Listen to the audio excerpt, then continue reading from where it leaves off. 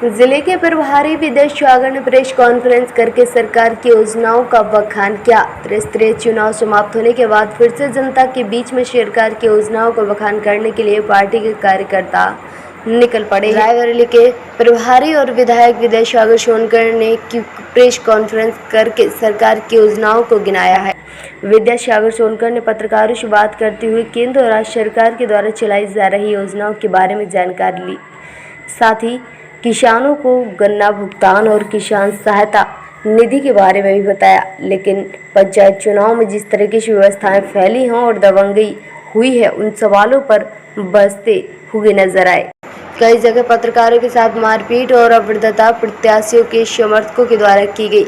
ऐसी घटनाएं देखने को मिली है जिसमें प्रत्याशी के पर्चे छीन लिए गए, उसे पीटा गया। लेकिन विदेश सागर सोनकर को ऐसी घटनाएं गुंडे नहीं लगती। उन्हें तो लगता है कि कार्यकर्ताओं को उत्साह है। संस्कार की बात करने वाले भारतीय जनता पार्टी के प्रभारी मंत्री क्या जनता को यह जवाब देंगे कि अगर उनसे इसे बोलते तो गुंडे किसे कहते हैं।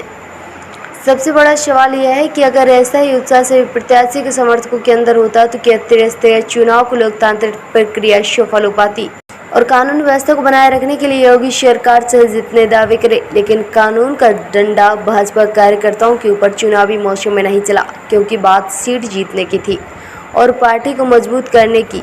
लेकिन सोचना होगा कि प्रभारी को इस कृत्य से जनता में क्या असर जाएगा। में देखा गया कि महिलाओं की साड़ी उतार दी गई, पत्रकारों को पीटा गया। उन्नाव की अगर बात की जाए तो उन्नाव सीडीओ ने एक पत्रकार को पीटा है। एक जिले में महिला की साड़ी उतार दी जाती है। रायबरेली में कैबिनेट मंत्री के लड़के उत्कर्ष मौर्य की गुंडे देखने को मिली। पत्रकार का मोबाइल तक छीन लिया जाता है। इसे किस प्रकार देखना है? ये जनपद रायबरेली की प्रेस कॉन्फ्रेंस है। पत्रकार वार्ता रायबरेली पर है, इसलिए पूरे प्रदेश के बारे में हम चर्चा नहीं करेंगे। लेकिन अगर ऐसा उत्कृष्ट मौर्य ने किया है जैसा आपने बताया है, तो निश्चित तौर से हम प्रदेश नेतृत्व से इस बात को बताएंगे, उनके द्वारा पूछा जाएगा। अगर ऐसा कुछ कृत्य किया गया है तो मैं उसको उचित नहीं मानता। उत्कर्ष मौर्य का एक सोशल मीडिया पे वीडियो वायरल हो रहा है जिसमें उन्होंने कहा है कि अगर ज़रूरत पड़ी तो लाठी डंडे से पीटा भी जाएगा।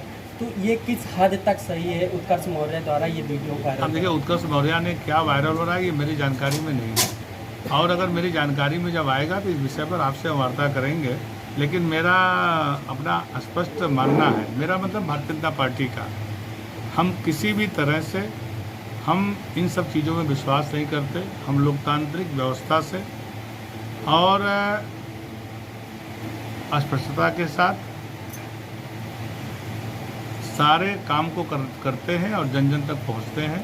इसलिए हम इन सारी चीज़ों पर भारतीय जनता पार्टी विश्वास करती नहीं, उसको अमल में लाती नहीं, हमारा उसमें विश्वास है भी नहीं। आप बता रहे रायबरेली की प्रेस कॉन्फ्रेंस है, तो अगर रायबरेली की बात की जाए तो कई ब्लॉकों में देखा गया, वो चाहे हरचंदपुर ब्लॉक में देखा जाए या शिवगढ़ में देखा जाए, कल मतदान के दौरान बवाल देखा गया।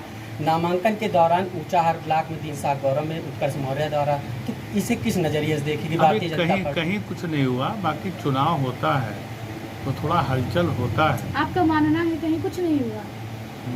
मेरा वीडियो वायरल हो रहे हैं, झूठ वीडियो मेरा स्पष्ट मानना है कहीं वीडियो वायरल नहीं हो रहा है, कहीं कोई वीडियो नहीं वायरल हो रहा है। बाकी जब राजनीतिक दल के लोग किसी चुनाव में जाते हैं तो स्वाभाविक तौर से हलचल होना, कार्यकर्ताओं में उत्साह होना।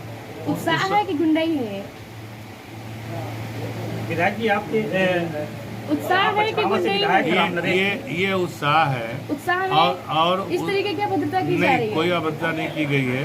रामनरेश रावत जी आपके यहाँ पचनावा से विधायक हैं, उन्होंने एमएलसी पर आरोप लगाया कि वो पूरा जिला स्वयं चलाना चाहते हैं, इस पे आपका क्या? अब रामनरेश रावत से ये पूछना चाहिए आपको, ये हम लोग संगठन के लोग हैं। आप संगठन के लोग हैं, जिम्मेदार हैं, मैंने आपसे बताया।